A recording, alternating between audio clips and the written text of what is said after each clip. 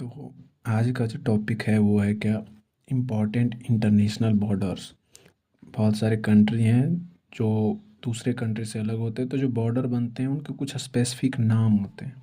तो आज हम देखेंगे उन्हीं कुछ स्पेशल बॉर्डर के नाम के बारे में और वो किन किन कंट्री के बीच में लोकेटेड है। तो सबसे पहले आता है रेड क्लिफ लाइन, है कि नहीं। तो जो रेड क्लिफ लाइन है ये इंटरनेशनल बॉर्डर किन किन देशों के बीच में है, तो इंडिया और पाकिस्तान। तो ये भी पूछ सकता है कि रेड क्लिफ लाइन किन किन कंट्री के बीच में है, तो इंडिया और पाकिस्तान। या उल्टा पूछ सकता है, इंडिया और पाकिस्तान के बीच का जो बॉर्डर है उसको हम क्या बोलते हैं, तो रेड क्लिफ लाइन बोलते हैं। रेड क्लिफ क्यों बोलते हैं, क्योंकि इसको जो बनाया गया था, जो इंडिया पाकिस्तान जब डिवाइड हुआ था, तो एक इंग्लिश थे, लेकिन ब्रिटिशर्स थे जिनका नाम था क्या, सर रेड क्लिफ। तो उन्होंने ही इस बाउंड्री को बनाया था, इसीलिए इसका नाम क्या है, रेड क्लिफ लाइन। फिर एक क्या, डूरंड लाइन। तो डूरंड लाइन अगर हम ऐसे देखते हैं तो इंडिया और अफ़गानिस्तान के बीच में हुआ था, क्योंकि उस टाइम पाकिस्तान नाम का कोई देश था नहीं। तो जब अंग्रेज़ अफ़गानिस्तान को अलग किए थे, उस टाइम ये क्या है, इंडिया और अफ़गानिस्तान के बीच का बॉर्डर था। लेकिन बाद में इंडिया से पाकिस्तान अलग हो जाता है। तो फ़िलहाल की बात करें तो डूरंड लाइन किसके बीच में है, पाकिस्तान और अफ़गानिस्तान के बीच में। फिर एक है मैक मोहन लाइन। तो मैक मोहन लाइन क्या है, इंडिया और चाइना के बीच का जो बॉर्डर होता है उसको हम बोलते हैं क्या, मैक मोहन लाइन। तो ये ध्यान में रखना है। फिर एक क्या, ऑर्डर नैशी लाइन। ये क्या है, पोलैंड और ईस्ट जर्मनी। तो पोलैंड और ईस्ट जर्मनी के बीच का जो बॉर्डर है उसको हम बोलते हैं क्या, ऑर्डर नाइसी लाइन। हालांकि इसके बीच में एक और बॉर्डर आएगा जिसको हम देखेंगे, तो वो आगे है। फिर एक क्या, मैग्नॉट लाइन। ये क्या है, जर्मनी और फ्रांस के बीच का जो बॉर्डर है उसको बोलते हैं मैग्नॉट लाइन। ठीक इसी तरीके से क्या है, फ्रांस और जर्मनी के बीच में एक और बॉर्डर आएगा जो कि आगे आएगा। फिर क्या है, फिर है ब्लू लाइन। ब्लू लाइन किसके बीच में होता है, लेबनान और इज़राइल के बीच का जो बॉर्डर है, लेबनान और इज़राइल के बीच के बॉर्डर को हम क्या बोलेंगे, ब्लू लाइन। फिर ये क्या, मैनेहरियन लाइन। फिर ये क्या है, रशिया और फिनलैंड के बीच में होगा।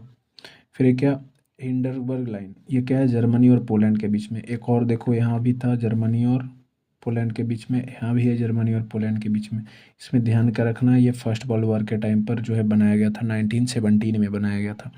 फिर ये क्या, सेगफ्रीड लाइन, फ्रांस और जर्मनी के बीच में है। फिर एक क्या, 31st पैरेलल लाइन। अब ये पैरेलल लाइन का जो कंसेप्ट है, ये लॉन्गिट्यूड और लेटिट्यूड लाइन से आता है, क्योंकि अर्थ पर बहुत सारे इस तरीके से क्या है, लॉन्गिट्यूड लाइन है और इस तरीके से बहुत सारे लेटिट्यूड लाइन है। तो ये लॉन्गिट्यूड और लेटिट्यूड लाइन का जो नंबर होता है उसी को हम, बहुत सारे वो लाइन क्या है, कंट्री को डिवाइड कर देते हैं, तो उसी को हम यहाँ पर पैरेलल लाइन के नाम से बोल रहे हैं। तो सबसे पहले 31st पैरेलल लाइन ईरान और इराक को अलग करता है, तो ये बाउंड्री का काम करता है। फिर ये 17th parallel line north Vietnam और साउथ वियतनाम को अलग करता है। फिर ये 20th पैरेलल लाइन लीबिया और सूडान को अलग करता है। फिर ये 22 पैरेलल लाइन इजिप्ट और सूडान को अलग करता है। फिर 38 पैरेलल लाइन नॉर्थ कोरिया और साउथ कोरिया को अलग करता है। फिर 49th पैरेलल लाइन यूएसए और कनाडा को अलग करता है। फिर 25th पैरेलल लाइन माली और मॉरिशस को अलग करता है। ये दो जो है ऐसे जनरली पूछता नहीं है, लेकिन एसएससी में कभी कभी ये देखा गया है, ऑप्शंस में आते हैं, तो ये ध्यान में रखना है। क्या है, जोरिन पुई। ये क्या है, इंडिया और म्यांमार।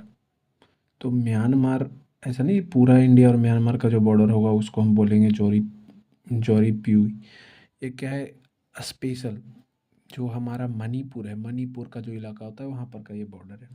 फिर है जैगोन, इंडिया और भूटान। तो ये पूरा इंडिया भूटान बॉर्डर नहीं है, ये क्या है, हमारा वेस्ट बंगाल और भूटान के बीच में एक छोटा सा इलाका है जहाँ पर हम लोग जैग्यून बोलते हैं उस बॉर्डर को, तो ये ध्यान में रखना है।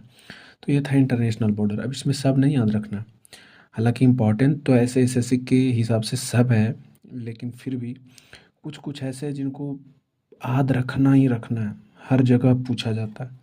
जैसे 49th पैरेलल लाइन हो गया, जैसे हमारा क्या हो गया, 38 पैरेलल लाइन हो गया, जैसे हमारा क्या हो गया, 17th पैरेलल लाइन हो गया, जैसे हमारा रेड क्लिफ हो गया, मैकमोहन हो गया, मैग्नॉट हो गया, है कि नहीं, ऑर्डर नीसी लाइन हो गया, डूरंट लाइन हो गया। ये सब कुछ ऐसे इम्पॉर्टेंट बाउंड्री है जो कि याद होना ही चाहिए।